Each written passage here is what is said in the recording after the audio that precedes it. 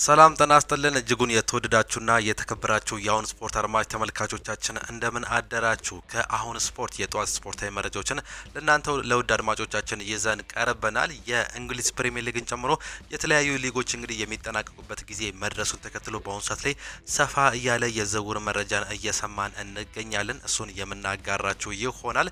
ሊቨርፑሎች ካሁኑ እንግዲህ ታዳጊ ተጫዋቾችን እያስፈረሙም ይገኛሉ። እነማን ናቸው የምንመለከተው ነው የሚሆነው። አሰልጣኝ ማይክል ካሪክ መፈረሙን ተከትሎ የተለያዩ ሀሳቦች ስለሱ እየተሰጡም ይገኛሉ። ስለ ፔፕ ጋርዲዮላ መልቀቅም በርካቶቹ ሀዘናቸውን እንዲሁም ደግሞ ስለሱ ያላቸውን እንዲሁ ሀሳብ መስጠታቸውንም የምንመለከት ይሆናል። አሰልጣኝ ሚኬል አርቴታ ምን አለ? እንዲሁም ደግሞ ዴክላን ራይስ እንቅልፍ አልወሰደኝም፣ እንቅልፍ እያስቸገረኝ ነው ሲል እንዲሁ እየገለጸም ይገኛል። እነዚህንና ሌሎች በርካታ ስፖርታዊ መረጃዎችን ይዘን ቀርበናል። ከሀገር ውስጥም እንዲሁ የምንመለከታቸው መረጃዎች አሉ። ብቻ እናንተ እስከ መጨረሻው ድረስ ከኛ ጋር ቆዩ እያልን እኛ ወደ ፕሮግራሞቻችን እናመራለን።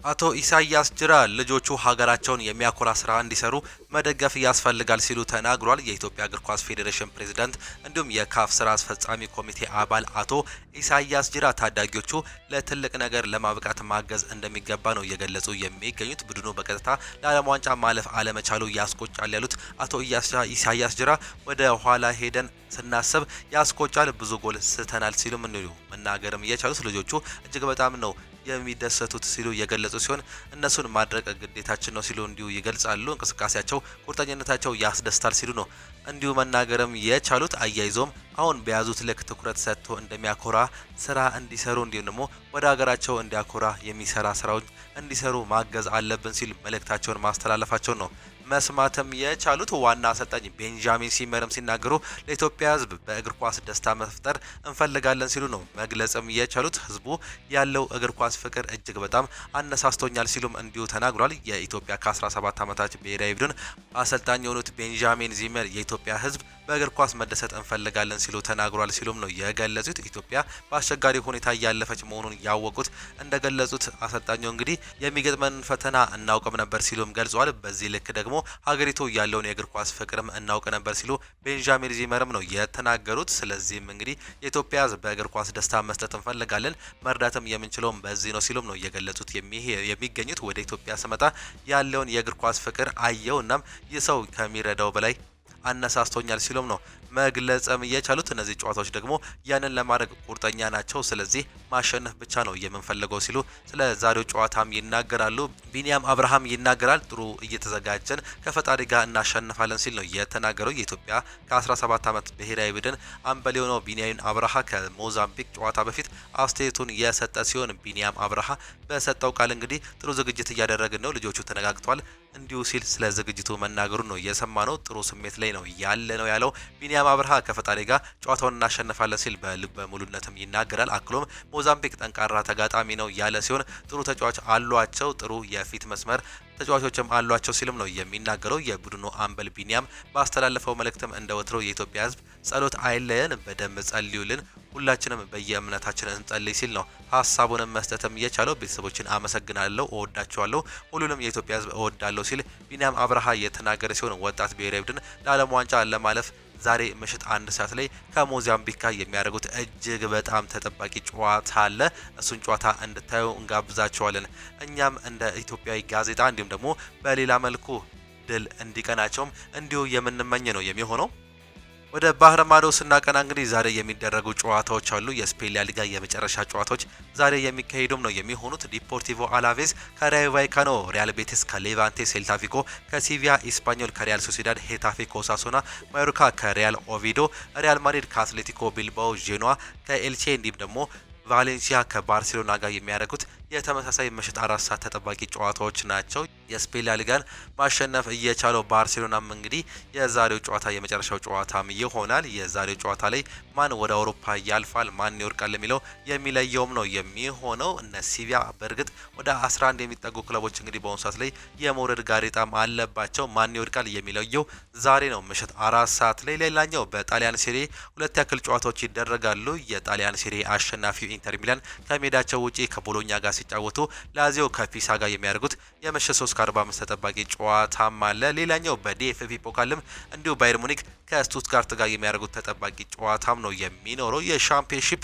ፕሮሞሽን ጥሎ ማለፍ ጨዋታ በዌምብሌይ ተጠባቂ መርሃ ግብርም አለ። ሃል ሲቲ ከሚድልስቦሮ ጋር የሚያደርጉት የቀን 11 ሰዓት ተኩል ተጠባቂ ጨዋታ ነው። ሚድልስቦሮ እንግዲህ ከሳውዛምፕተን ጋር የነበራቸውን ጨዋታ እናስታውሳለን። ተሸንፈው ነበር። ነገር ግን መቀጣታቸውን ተከትለው ሚድልስቦሮ ወደ ዌምብሌይ መጥቷል። ከሃል ሲቲ ወይስ ደግሞ ሚድልስቦሮ ለእንግሊዝ ፕሪሚየር ሊግ ማን ይበቃል? ተጠባቂው ጨዋታ ነው። እነዚህን ጨዋታዎች እንድታዩም ጋበዝናቸው። የተወደዳችሁና የተከበራችሁ አድማጮቻችን ዴክላን ራይስ ይናገራል። ዋንጫውን እያሰብኩ እንቅልፍ አጥቻለሁ ሲል ይናገራል። ጋብሪኤል ማርቲኔሊ ደግሞ እሁድ ብዙ አለቅሳለሁ ሲልም ነው የተናገረው። የመድፈኞቹ አማካይ ዴክላን ራይስ የፕሪሚየር ሊጉን ዋንጫ እንደሚያገኝ እያሰበ እንቅልፍ ማጣቱን ነው የገለጸው። እሁድ ያለንን የሊግ ዋንጫ በእጄ እስከመነካ እያሰብኩ እንቅልፍ መተኛት አቅቶኛል ሲል ነው ዴክላን ራይስ እየተናገረም የሚገኘው። ጋብሪኤል ማርቲኔሊ በበኩሉ በጣም ነበር ያለቀስኩት ሲል ዋንጫውን ያረጋገጡ ስለነበረው ደስታ እንዲሁ የገለጸ ሲሆን አክሎም እሁድ ዋንጫውን በእጃችን ስናስገባ የበለጠ እንደማለቅስም እርግጠኛ ነኝ ሲል ነው ሀሳቡንም ጨምሮ መናገርም የቻለው። በሴልሃርስት ፓርክ ስቴዲየም በዛው በለንደን ከክሪስታል ፓላስ ጋር በሚያደርጉት የሜዳ ውጪ ጨዋታ እንግዲህ ዋንጫውን የሚቀበሉም ይሆናሉ። ይህ በአርሰናል ከ22 ዓመት በኋላ የሚደረገው ትልቁ መርሃ ግብርም ነው። ወደ ዋንጫ የተመለሱበት ይህ የ2026 ዓመተ ምህረት እንግዲህ በአሰልጣኝ ሚካኤል አርቴታ ዘመን እጅግ በጣም ትልቁም ነው። ተጫዋቾቹም አሰልጣኙም እንዲሁም ደግሞ ደጋፊዎቹ እጅግ በጣም እየጠበቁት እንደሆነ በርካቶቹ እየገለጹም ይገኛሉ። ይህ ጨዋታ እንግዲህ በተመሳሳይ 11 ሰዓት ላይ እሁድ 12 ሰዓት ላይ የሚደረጉ ጨዋታዎች ጋር እንዲሁ የሚጠቃለልም ይሆናል።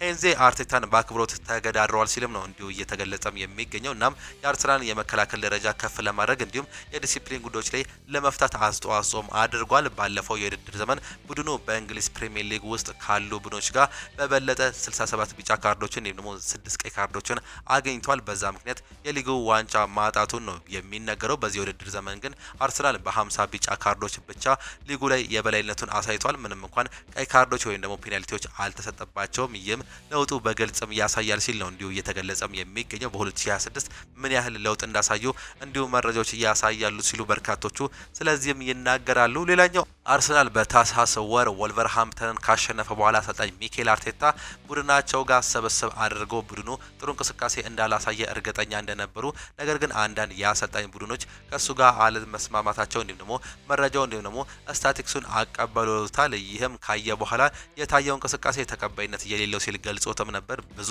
ተግዛዞች ነበሩት ሲልም ነው የሚገልጸው። የአሁኑ ዘገባዎች እንደሚያሳዩት ጁሊያን አልቫሬዝ ከአትሌቲኮ ማድሪድ ጋር ሊቆይ ይችላል ይለናል ሪያን ታይለር ስፖርት በዘገባው። ነገር ግን ለመልቀቅ ከወሰነ ከፓሪስ ሳን ዠርሜን ፍላጎት ቢሆንም ባርሴሎና ተመራጭ መዳረሻው ይሆናል ሲልም ይገልጻል። ከዚህ በፊት እንግዲህ ቤን ጃኮብስ እንዲሁም ደግሞ አትሌቲክስ አስነብበውም ነበር። ይህ ማለት አርሰናልን እሱን ለማስፈረም ከፈለጉ ስምምነቱን ለማጠናከር የተለየ ነገር ማድረግ አለባቸው ማለት ነው። ለአርሰናል ይህ ዝውውር ከባድ እያደርገዋል ሲል መረጃው በስፋትም እያመላከተም ይገኛሉ። በተለይ ግን አርሰናል በአሁኑም አመት በርካታ ትላልቅ ተጫዋቾችን ማምጣትም ይፈልጋሉ። በአማካይ በግራ ክንፍ አጥቂ እንዲሁም ደግሞ በ9 ቁጥር ቦታ አጥቂ ላይ ይፈልጋሉ። የ9 ቁጥርን ምናልባትም እንግዲህ ጁሊያን አልቫሬዝን ዳግም ወደ እንግሊዝ ፕሪሚየር ሊግ የማምጣት ከፍተኛ ፍላጎት እንደነበራቸው አሁንም እንዳላቸው መረጃዎች እያሳዩም ይገኛሉ።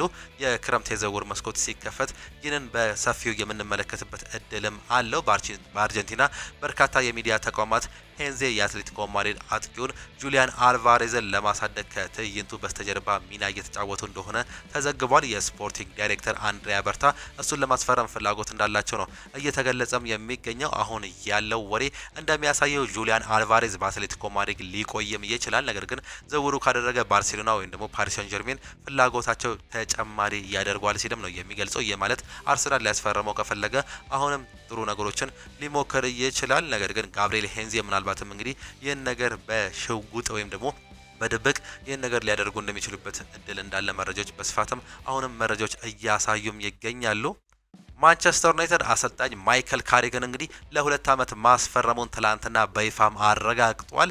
ይህም እንግዲህ በርካቶቹ በእርግጥ የሚጠብቁትም ጉዳይም ነበር። በተለይም እንግዲህ ትላልቅ የሚባሉ አሰልጣኞች አለመኖራቸውን ተከትሎ አሰልጣኝ ማይክል ካሪክ ደግሞ በማንቸስተር ዩናይትድ በኬርቴከርነት ይዞ የሰራው ስራ ምናልባትም ወደ አውሮፓ ሻምፒዮንስ ሊግ የመለሰበት ጊዜ እጅግ ድንቅ መሆኑን ተከትሎ ነው 2 ዓመት የሰጡት። በዚህም የተነሳ እንግዲህ በርካቶቹ ይገባዋል ሲሉ እየገለጹም ይገኛሉ። በእርግጥ ማንቸስተር ዩናይትድ መጀመሪያ የፈለገው አሰልጣኝ ሉዊስ ኤንሪኬ ነበር። ነገር ግን ከፓሪስ ሰን ዠርሜን ጋር አለመለያየታቸውን ተከትሎ ነው ሌሎች አሰልጣኞችን ከማምጣት ይልቅ ካሪክን እንደወሰኑ በርካቶቹ እየገለጹም የሚገኙት። ካሪክ ከፊርማው በኋላ ይህንን ገናና ክለብ በመምራቴ ትልቅ ኩራት ይሰማኛል። ባለፉት 5 ወራት በነበረን ህብረት ትልቅ ደረጃ መድረስ እንደምችል አሳይተናል ሲል ይናገራል። አሁን በአዲስ እቅድ ወደፊት መጓዛችንን እንቀጥላለን። ክለቡ እንዲሁም ደግሞ ደጋፊው ለትላልቅ ክብሮች መወዳደር ይገባቸዋል ሲል ነው አሰልጣኝ ማይክል ካሪክ እየተናገረም የሚገኘው። ጄሰን ዊልኮክስም ሲናገር ካሪክ ክለቡን መርተው ወደ አውሮፓ ሻምፒዮንስ ሊግ የመለሰበት መንገድ እንደ ቀላል ነገር መታየት የለበትም ሲል አጽንኦትም ይሰጠዋል። እሱ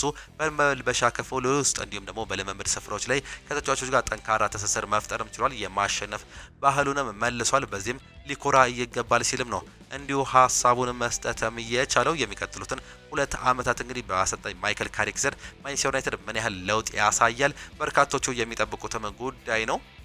እንደ አሰልጣኝ ማይክል ካሪክ እንግዲህ በአሁኑ ሰዓት ላይ ከሚፈሩ ዋና ነገሮች መካከል አሰልጣኝ ማይክል ካሪክ በትላልቅ ደረጃ በእንግሊዝ ፕሪሚየር ሊግ ጨምሮ እንግዲህ የማሰልጠን ልምድ የለውም። በእርግጥ በሻምፒዮንሺፑ ሰርተዋል። ነገር ግን ይህ ለእንግሊዝ ፕሪሚየር ሊግ በተለይም እጅግ በጣም እሳት ለሆነው ለማንቸስተር ዩናይትድ ወንበር እጅግ በጣም ሊከብደው የሚችልበት እድል እንዳለ እየገለጹም ይገኛሉ። ነገር ግን ይህ እጅግ በጣም ቀዝቃዛ የሆነው አሰልጣኝ ማይክል ካሪክ ምናልባትም የሚወጣበት እድል እንዳለ በርካቶቹም ፍንጭ ይሰጣሉ። በሚቀጥለው ዓመት ማንቸስተር ዩናይትድ አሰልጣኝ ማይክል ካሪክ ሊፈትነው ይችላል ተብሎ ከሚጠበቁ ዋና ነገሮች መካከል ምናልባትም በየ3 ቀን ጨዋታ ማድረግ ምናልባትም ማንቸስተር ዩናይትድ ሊከብደው ይችላል ተብሎ ይጠበቃል። ነገር ግን በዚህ ክረምት ምን ያህል ዝውውሮች በማንቸስተር ዩናይትድ ይካሄዳሉ የሚለው እንግዲህ ምናልባት እሱ ነገርም እንዲሁ ለውጥ ሊያመጣ የሚችልበት እድል እንዳለም ተገልጿል። ሌላኛው ቶማስ ቱሄል ሃሪ ማጌር ከእንግሊዝ ዓለም ዋንጫ ስብስብ ውጪ መደረጉን ተከትሎ ሀሳቡን ሰጥቶም ነበር። በተለይም እንግዲህ ያልተጠበቁ ውሳኔዎችን አሰልጣኝ ቶማስ ቱሄል ወስኗል። እንደ ሉክ ሾው እንዲሁም ደግሞ ሃሪ ማጌር ያሉ ተጫዋቾችን ከማንቸስተር ዩናይትድ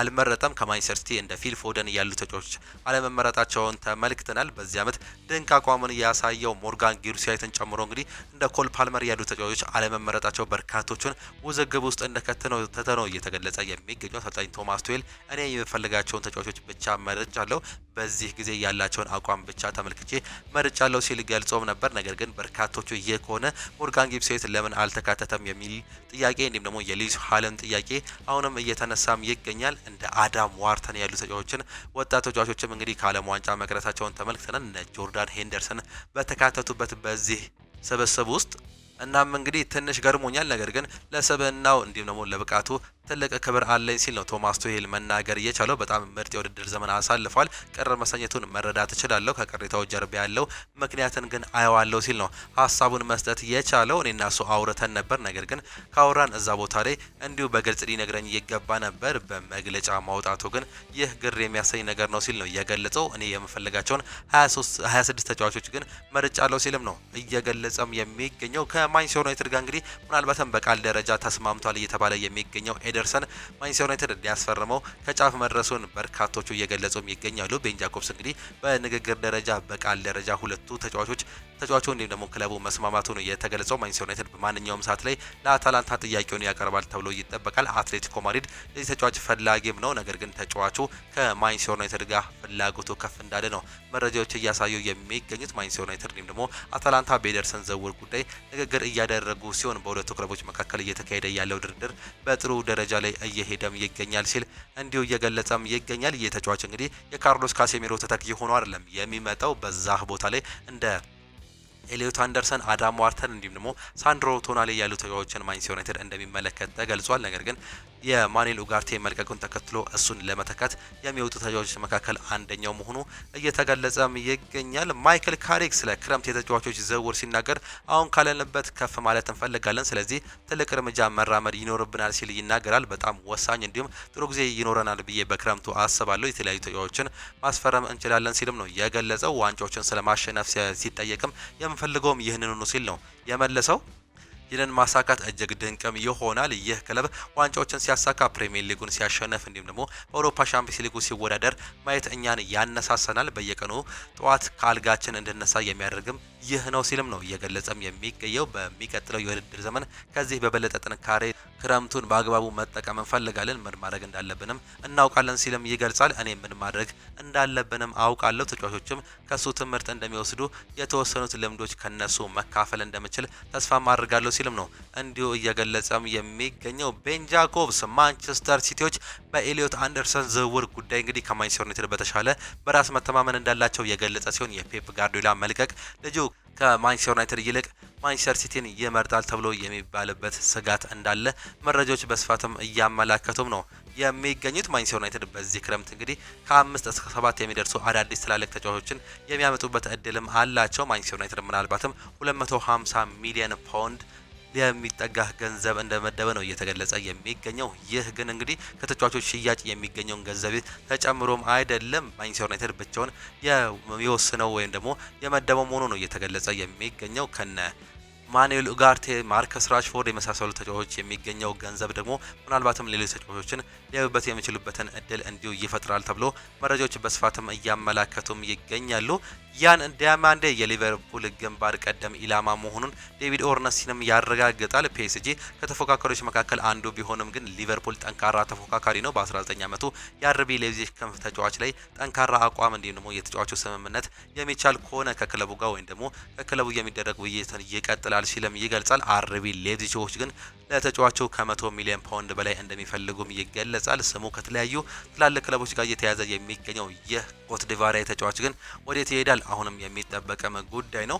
ሙሐመድ ሳላ ሊቨርፑልን ቆይተውን በወሩ ምርጥ ሽልማትን መፈጸሙ ነው የተገለጸው። የመርሴይዶ ክለብ ሊቨርፑል የውድድር ዓመቱ መጨረሻ ወሩ ምርጥ ተጫዋች ይፋም ተደርጓል። በዚህ መሰረት ክለቡን ለመልቀቅ የተዘጋጀው ሙሐመድ ሳላ የወሩ ምርጥ ተጫዋች በመባልም ተመርጧል። ሙሐመድ ሳላ በሊቨርፑል ቆይተው 29 ጊዜ የወሩ ምርጥ ሽልማትን ማሸነፍ የቻለም ተጫዋች ነው። በዚህ ክረምት የሚለያየው ሙሐመድ ሳላ በስተመጨረሻም የወሩ ምርጥ ተጫዋችነትን በማሸነፍ እንዲሁ ማረጋገጥም ነው የቻለው።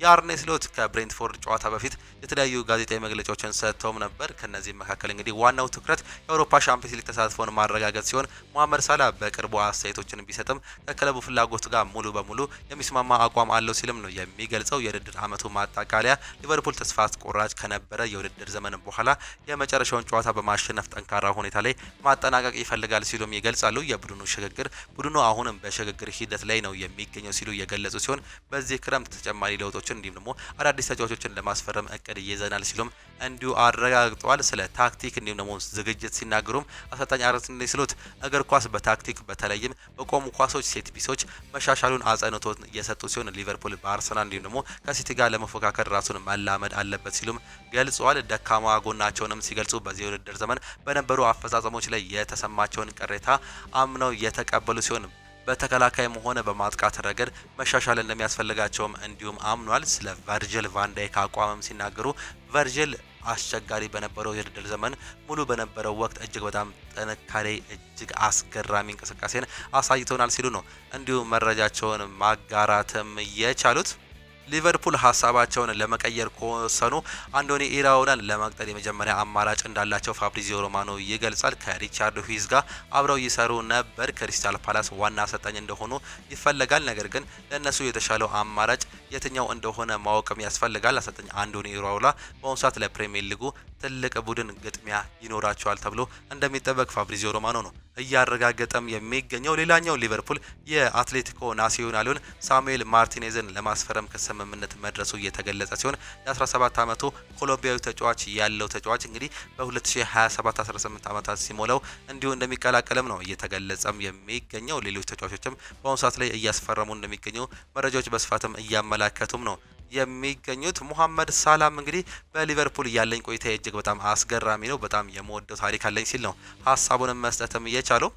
ፔፕ ጋርዲዮላ ሐውልት ሊቆምላቸው እንደሆነም ተገልጿል። ማንቸስተር ሲቲ የኢታሃድ ስቴዲየምን አንድ ክፍል በአሰልጣኝ ፔፕ ጋርዲዮላ ስም መሰየሙን ነው በትላንትናው ዕለት ይፋ ማድረግም የቻለው። ክለቡ እያስፋፋ የሚገኘው የስቴዲየም የሰሜን ክፍል ዘፔፕ ጋርዲዮላ ስታንድ ተብሎ መሰየሙ ነው በአሁኑ ሰዓት ላይ ይፋም የተደረገው። በተጨማሪም አሰልጣኝ ፔፕ ጋርዲዮላ ሐውልት እንደሚገባላቸው ማንቸስተር ሲቲ ይፋም አድርጓል። እንደሚገነባላቸው ይፋ እንደተደረገ ነው የተገለጸው። ሐውልቱ በፔፕ ጋርዲዮላ ስታንድ ተብሎ በተሰየመው የስቴዲየም ክፍል አቅራቢያ እንደሚቆም ነው መረጃዎች እያሳዩም የሚገኙት። ያለፉትን 10 ዓመታት እንግዲህ በድንቅ ጊዜ በተለይም ማንቸስተር ሲቲን እጅግ በጣም ከፍ በማድረግ በአውሮፓ ሻምፒዮንስ ሊግ ዋንጫዎችን እንዲያነሳ እንዲሁም ደግሞ እጅግ በጣም ተፎካካሪ እንዲሆን በእንግሊዝ ፕሪሚየር ሊግም እንግዲህ ቁንጮ ክለብ እንዲሆን ያደረጉት አሰልጣኝ ፔፕ ጋርዲዮላ ትልቅ ስም እንዲሁ እየገነቡ እንደነበር ይታወቃል። ይህንንም እንግዲህ አክብሮት ለመስጠት ይመስላል ማንቸስተር ሲቲዎች ይህንን እያደረጉ የሚገኙት። ፔፕ ጋርዲዮላም በሲቲ በነበረኝ ቆይታ እኮራለሁ ሲልም ነው የተናገሩት። ከፈርጉሰን ጋር አሁን ጥሩ ጎረቤት ሆነናልም ሲሉ ነው እንዲሁ መናገርም የቻሉት። ቀጣይ ረፍት አደርጋለሁም ሲሉ ያረጋገጡ ሲሆን አሰልጣኝ ፔፕ ጋርዲዮላ በማንቸስተር ሲቲ አሰልጣኝነት ለመጨረሻ አስተያየታቸውን ለመስጠት ጋዜጠኞች ፊት ቀርበውም ነበር። ፔፕ ጋርዲዮላ በሰጡት ቃልም በቀጣይ የውድድር ዓመት እረፍት እፈልጋለሁ በማለትም ነው እንዲሁ መናገርም የቻሉት። በማንቸስተር ሲቲ በነበረኝ ቆይታ እኮራለሁ፣ ክለቡን የመለቀቀው ትክክለኛው ጊዜ እንደሆነ ስለተሰማኝ ነው ሲሉም ገልጸዋል። ክለቡ አሰልጣኙ እንዲሁም ደግሞ አዲስ ጉልበት ያስፈልገዋል፣ ቀጣዩ አሰልጣኝ አስደናቂ ተጫዋች ይኖሩታል ሲልም ነው እንዲሁ መግለጽም የቻሉት። አሁን ምንም ጉልበት የለኝም፣ የነበረኝ አቅም ከ10 ዓመት በፊት በኋላም እንዲሁ ጥሎኝ ሄዷል ሲልም ነው ሀሳባቸውንም መስጠትም የቻሉት።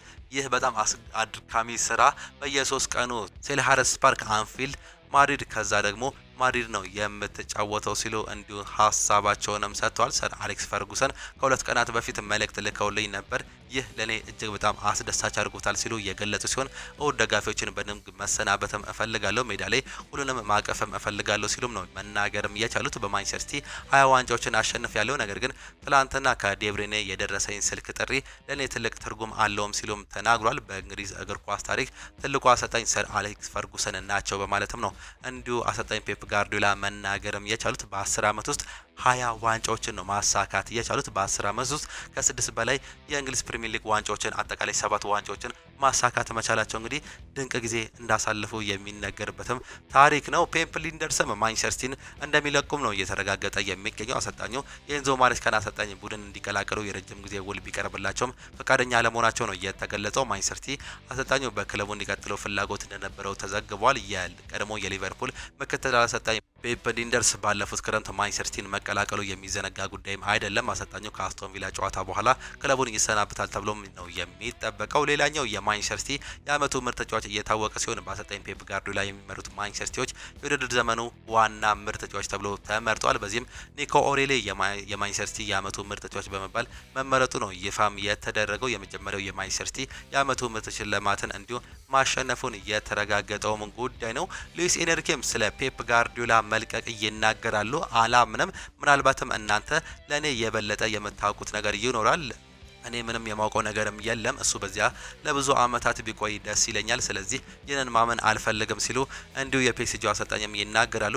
እኔ ለሱ በእግር ኳስ ታሪክ የምንጊዜም አሰልጣኙ እሱ ነው ሲሉ መናገራቸውንም ነው እንዲሁ መስማትም የቻለው። ከዚህም በተጨማሪ እንግዲህ ፔፕ ጋርዲዮላ ሲናገሩ በእውነት ረክቻለሁ፣ ደስተኛ ነኝ፣ እንዲሁም ኩራት ይሰማኛል። ይህ በህይወት ያጋጠመኝ ታላቅ ተሞክሮ ነው ሲሉም ገልጿል። ለብዙ አመታት ላገኘሁት ከፍተኛ ፍቅር ነው ደግሞ አክብሮት ከዚህ በላይ አመስጋኝ መሆን አልችልም ሲል ነው እንዲሁ መናገርም የቻሉት። 10 አመታት ረጅም ጊዜ ነው። ሲቲ በአሁኑ ሰዓት ላይ ካሉን ድንቅ ተጫዋቾች እንዲሁም ደግሞ አዲስ አሰልጣኝ ጉልበት ያስፈልገዋል፣ እንዲሁም ሌላ አዲስ ምዕራፍ መጨመርም አለብን ብዬ አስባለሁ ሲል እንዲሁ መናገራቸው የሰማን ሲሆን ዛሬ ጠዋት ለተጫዋቾቼ እንደምለቅ ነገርኳቸው። በጣም ተጨርቄ ስለነበር ንግግሬ ሙሉ በሙሉ እየተበላሸ ነበር ሲሉም ነው እንዲሁ መናገርም የቻሉት።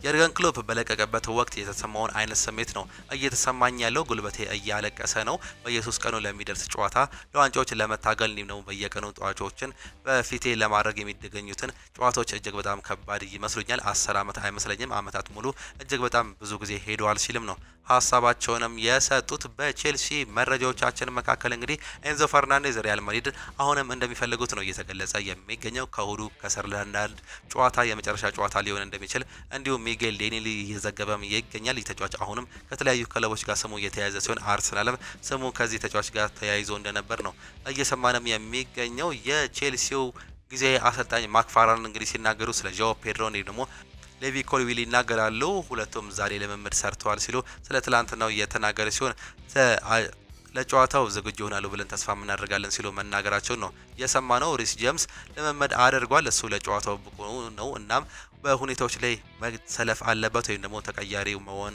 አለበት የሚለውን አብረን እንመለከታለን ሲሉ የሰማነው ሌላኛው መረጃ ነው። ዴቪድ አላባም ከሪያል ማድሪድ ጋር እንደሚለያይ ነው የተገለጸው። ኦስትሪያዊ የኋላ መስመር ደጀን የሆነው ዴቪድ አላባ ከሪያል ማድሪድ ጋር እንደሚለያይ ይፋም ተደርጓል። ዴቪድ አላባ በሪያል ማድሪድ በነጻ ዝውውር እንደሚለቅ ነው ይፋም የተደረገው። በዚህ መሰረት እንግዲህ ከሪያል ማድሪድ ለመልቀቅ ፈቃደኛ የሆኑ ተጫዋቾችን ሲገለጽ ፌራን ጋርሻ፣ ዳኒ ሴባውስ፣ ጎንዛሎ ጋርሻን ወይም ደግሞ ፍራንኮ ማስታንቱኖ ደግሞ በውሰት ሊለቁበት የሚችሉበት እድል እንዳለ የተገለጸ ሲሆን ፌዴ ቫልቬርዴ፣ ኤድዋርዶ ካማቪንጋ ወይም ደግሞ ራውል አሴንሲዮ በዚህ ክረምት ክለቡን እንደማይለቁ የተረጋገጠ መሆኑ ነው መረጃዎች እያሳዩም ነው የሚገኙት። ኒኮ ፓዝ በአሁኑ ሰዓት ላይ በኢንተር ሚላን ወይም ደግሞ በሪያል ማድሪድ ብቻ የመሆን እድል አለው ሲል እንዲሁ አሰልጣኝ ፋብሪጋስም አረጋግጧል። ይህንም ፋብሪዚዮ ሮማኖ ነው ይዞ መውጣትም የቻለው። በአሁኑ ሰዓት ላይ እኛ ጋር እንደሚቆይ ተስፋ አድርጋለሁ። ምናልባትም ሪያል ማድሪድ ሊወስደው የሚችልበት እድል አለ፣ ነገር ግን ሌሎች ክለቦች እንደማይወስደው ላረጋግጥላቸው እወዳለሁ ሲል ነው ሀሳቡንም መስጠትም የቻለው። ፍሬድሪኮ ዲማርኮ የአመቱ ምርጥ ተጫዋች በመባል መመረጡንም ነው የሰማነው። የጣሊያን ሴሪያ የ2025-26 የውድድር ዘመን የአመቱ ምርጥ ተጫዋች ይፋም ተደርጓል። በዚህ መሰረት የኢንተር ሚላኑ የግራ መስመር ተሰላፊ ሆነው ፍሬድሪኮ ዲማርኮ የአመቱ ምርጥ ተጫዋች በመባልም ነው የተመረጠው። ዲማርኮ በውድድር አመቱ በሴሪያው 6 ጎል አስቆጥሮ 18 አመቻችቶ ማቀበልም ችሏል። የጁቬንቱስ ተጫዋች ኬዳን ይልዝ የአመቱ ምርጥ ተስፈኛ ተጫዋች ተብሎ መመረጡን ነው የተመለከትነው። የኢንተር ሚላኑ አሰልጣኝ የሆነው ክሪስቲያን ኩቡ የአመቱ ምርጥ አሰልጣኝ በመባል መመረጣቸው የተገለጸ ሲሆን በሌላ ዘርፍ ደግሞ ላውታሮ ማርቲኔዝ የአመቱ ምርጥ አጥቂ፣ ኒኮፓዝ የአመቱ ምርጥ አማካይ፣ የአመቱ ምርጥ ተከላካይ ማርኮ ፓሌስትራ መመረጣቸው ነው የተገለጸው። የግብ ጠባቂው ማሌሲ ቪላር ምርጥ ግብ ጠባቂ በመባል መመረጡን ነው እንዲሁ መረጃዎች እየተመለከትንም የምንገኘው። እጅጉን የተወደዳችሁና የተከበራችሁ የአሁን ስፖርት አድማጭ ተመልካቾቻችን ለዛሬ ነበረን ስፖርታዊ መረጃዎቻችን ይህንን እየመስሉ ነበር። ፕሮግራሞቻችንን እንዴት አያችኋቸው? ሀሳብ አስተያየታችሁን ኮመንት ቦክስ ላይ ልታጋሩን ትችላላችሁ። የዛሬ የጠዋት ፕሮግራሞቻችን በዚሁ የሚጠናቀቁ ሲሆኑ በከሰዓት ፕሮግራሞቻችን እስከምንገናኝ ድረስ ግን ቻው ቻው፣ መልካም ጊዜ፣ መልካሙ ሊሆንላችሁ።